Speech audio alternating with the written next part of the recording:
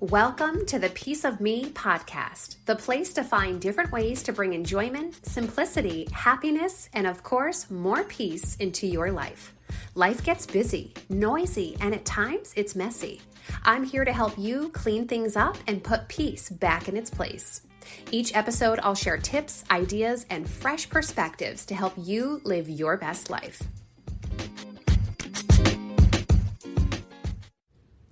Hi friends, it's Lexy Leigh. If you're new here, then welcome.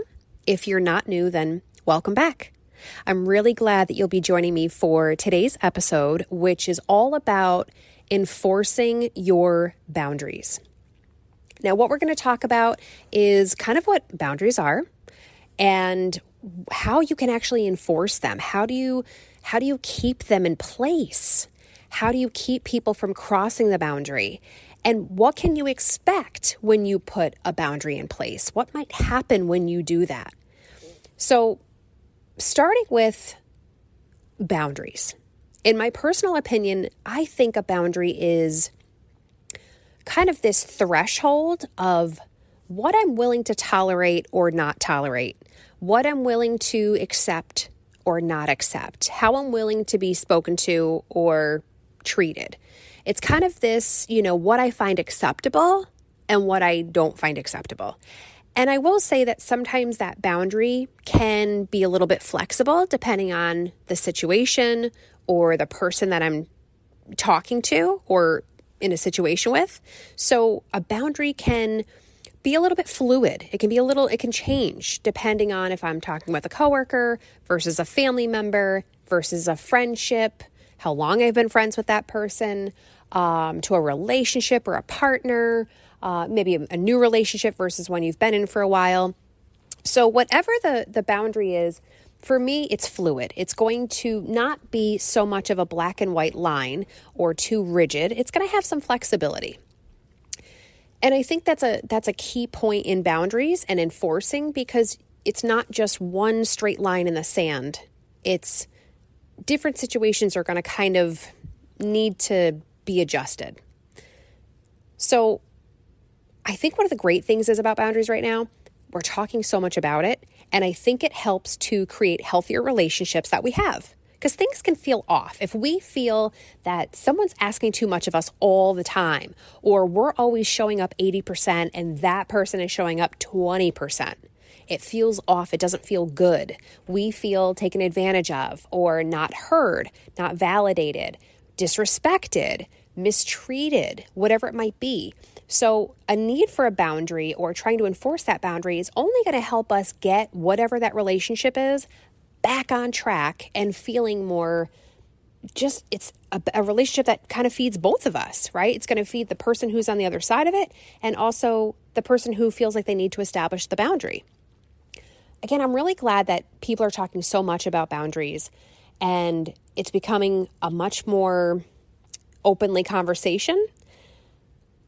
Now, that said, because I do think we're communicating within our relationships, what it is that we need and asking others, what do they need from us? Because it's a two-way street.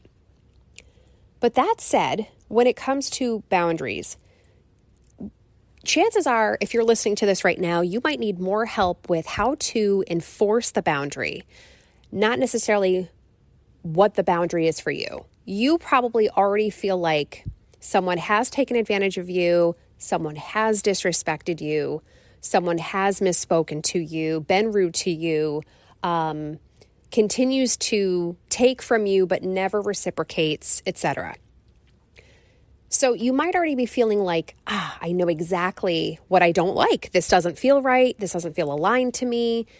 This relationship isn't bringing me any enjoyment. It's not bringing me any peace. Something needs to get fixed. So chances are you probably know what boundaries you want to put in place within a certain relationship, but how do you get it to stick? How do you get it to stay there and get that relationship on track?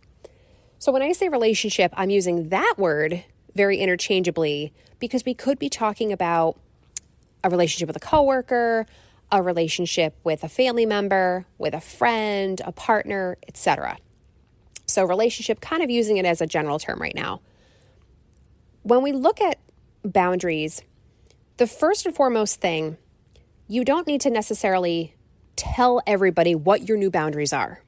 Sometimes we do this inner work and we, kind of narrow it down, or we really decide what we're willing to accept and not accept.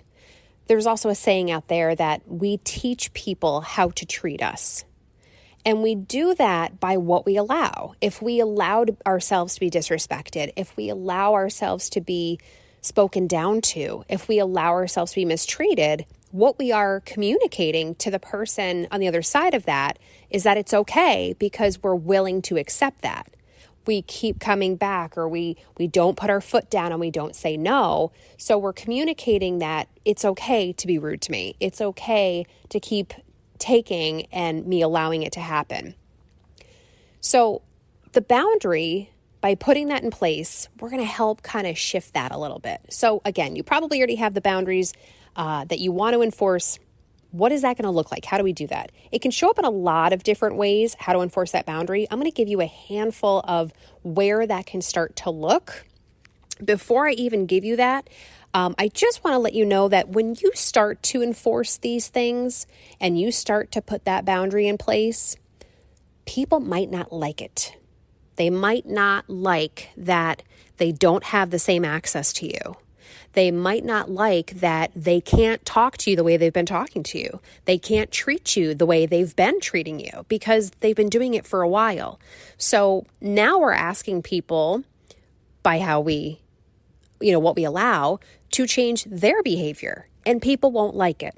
So don't be surprised if your relationship that you're trying to enforce a boundary with kind of has a shift, and it might not be a great one, a good positive shift right away. It might take some time, but don't be surprised by that. The other thing is that when you do establish a boundary, the only person that really has to respect that boundary is you. So because people might not like that you've put a boundary in place, it's going to be up to you to enforce it. You can say you're not going to allow a certain behavior, but if you do keep allowing it, you're communicating that it is still okay, even if verbally you've said, I'm not going to do that anymore. But if you continue to allow it to happen or allow a certain behavior, you are saying that, yes, you are willing to accept it. So let's talk about how do we put that boundary in place. A couple ways of doing that is, maybe not replying to a text message that doesn't feel right. It could be rudely written. It could be mean or nasty. Not replying to that text. Not answering that phone call. Maybe it's ending certain friendships, or maybe taking a break from some. Whether it's a friendship or a relationship, maybe you just need a little break from each other. That, hey, until we get realigned, until you're ready to respect me, until you're ready to speak to me the way I'm asking you to speak to me, then we're going to revisit that. We're going to take a break for some time. Maybe it's not commenting on a social media post. Maybe it's not engaging in certain conversations, not arguing your point. That can also lead to just walking away. It can be saying no to somebody and meaning it, having follow through, not defending yourself again, not wasting your energy or your time. It can look like not giving in. It can look like holding your ground, walking away. And it can also look like telling someone that you're not okay with what they said or did. Those are a bunch of different ways of enforcing your boundary. Now, by doing that, enforcing that boundary, here's what you are doing. You're raising your standards. You're not allowing yourself to be disrespected. You're getting your own time back because you're not showing up to every argument that you're invited to, or every toxic situation that you're invited to. You're also teaching others how to treat you. You're creating a much more balanced relationship, or maybe ending one that just kind of needs to fade away. It's also about feeling good about yourself and finding peace. So those are some of the ways that we're going to enforce the boundary, or can enforce the boundary, and what we can expect when we do. How is that going to feel to us? So again, if we kind of recap this discussion, we've just talked about what a boundary is, it being that kind of invisible threshold of what we're willing to accept or not, or willing to tolerate or not. And the biggest thing is that the only person that has to respect that boundary is you. And don't expect others to like it when you do put a change in place. Most of the time, people will not like that there is a boundary put in place because it wasn't there before. And the hardest part about having a boundary is enforcing it. So all those ways we just discussed, not replying to the text, not arguing, saying no and meaning it, not defending yourself, holding your ground, walking away, telling someone that they've gone too far, those are all ways of enforcing your boundary. Also remember, one of my favorite sayings, actions speak louder than words. So you can tell somebody you have a boundary, and this is why I advise not to, but you can tell someone you have a boundary, but it's more powerful and it will make more of an impact if you don't allow the boundary to be crossed more than just communicating the boundary. So really enforcing it by establishing, putting your foot down, not tolerating that behavior is going to have much more of an impact on the relationship and you feeling that peace and that healthier relationship than just saying, this is my boundary, don't cross it. Make sure you enforce it this way. Keep your foot down. You've got this. It's going to feel a little bit weird, but I promise you in the end, you are going to feel so much more powerful. You're going to have a much healthier balance in these relationships, and it's going to change them. Things are going to feel a little bit different.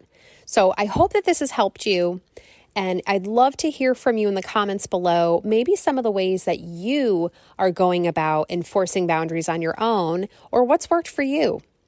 So good luck, and we'll talk again soon.